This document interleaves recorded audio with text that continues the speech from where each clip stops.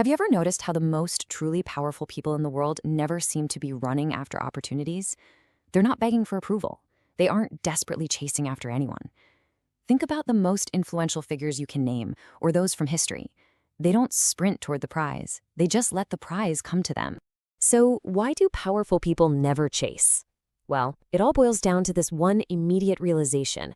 The person who controls the attention, the person who dictates the movement, inherently controls the entire interaction, period. The second you start chasing, you've literally handed over the keys to the castle. You are playing on their terms, not your own. Think about it like this. The person who controls their own availability inherently holds all the leverage. It's a rock-solid truth of human dynamics. Real power attracts. It does not chase. You're not going to achieve control by just being purely aggressive or constantly moving around. Even the greatest master manipulators in history, guys like Napoleon's minister Talleyrand, totally understood this. To dethrone an emperor, you don't attack wildly. You quietly bide your time, and you just let them walk right into their own demise. Now let's look at the flip side. What does weakness actually look like for us on a daily basis? Well, it usually shows up as these desperate little habits of weak positioning.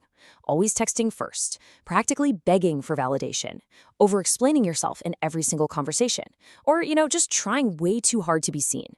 Weak people are constantly chasing attention, and they usually think they're being proactive. But in reality, these everyday desperate behaviors completely destroy your perceived value.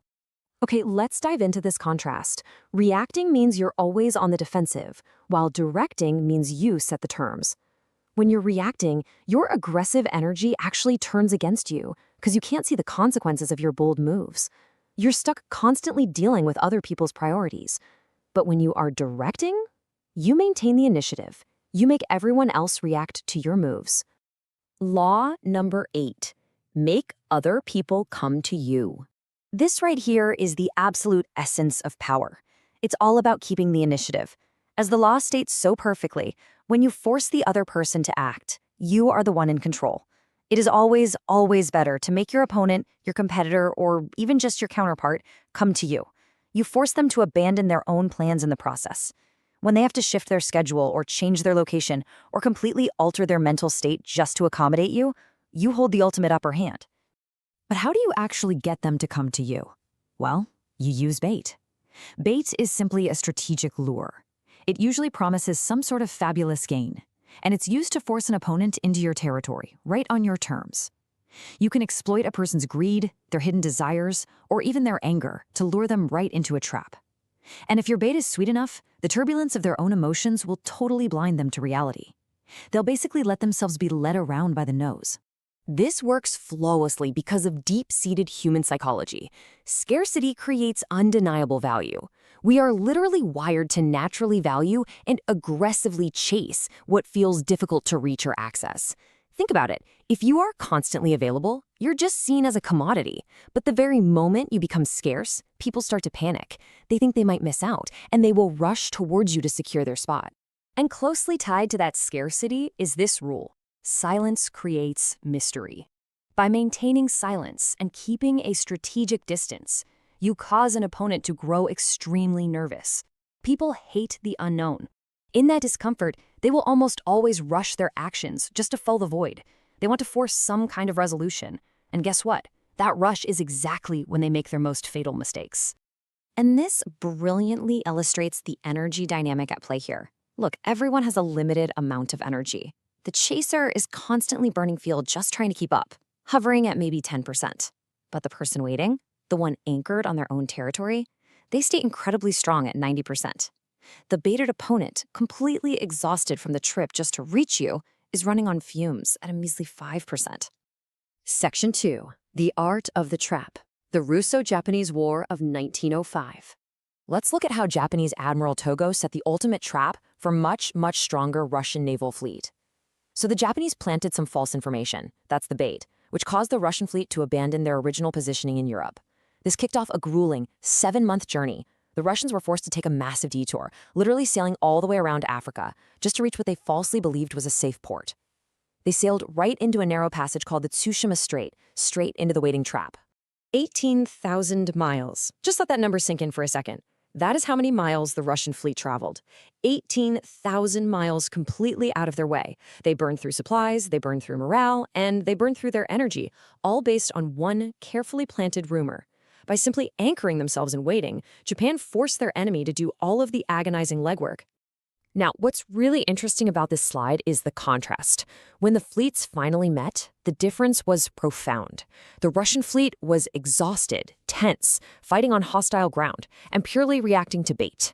And the Japanese fleet? Rested, ready, on home turf, having waited patiently. The Japanese stayed entirely calm, while the exhausted Russians literally dug their own graves in the water. Section 3. How to apply it today. Stop chasing, start attracting. Look, it is time to stop being the reactor in your own daily life. Sure, you might not be commanding warships, but the exact same psychological principles dictate who wins in modern boardrooms, in relationships, and in everyday negotiations.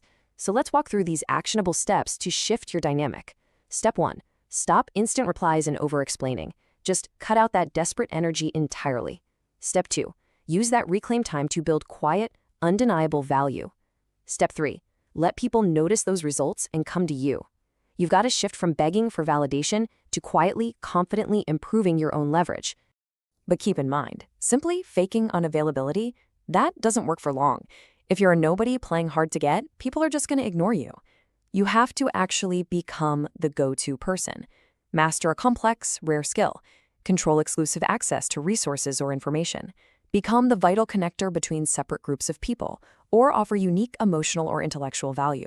You literally must build a monopoly on something that others desperately need. So, the crucial point is that you must become an undeniable asset that forces people to eagerly come to your territory. Don't just be unavailable, be irreplaceable. When you are irreplaceable, you become the bait. You don't have to constantly chase clients or friends or opportunities anymore. They will naturally gravitate toward your gravity simply because you're the one holding the cards. Now, there is one critical exception to this law, and that's to strike fast to intimidate. If time is against you, or if your enemy is in a severely weakened state, waiting might actually give them the chance to recover their strength. In those very specific cases, a sudden, aggressive strike demoralizes them and forces them to react blindly.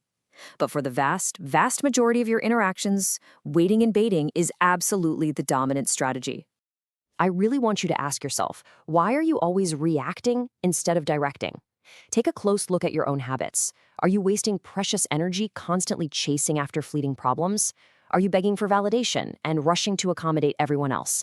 It is time to break that exhausting cycle. Because the absolute truth is, the moment you stop chasing, you become incredibly harder to ignore.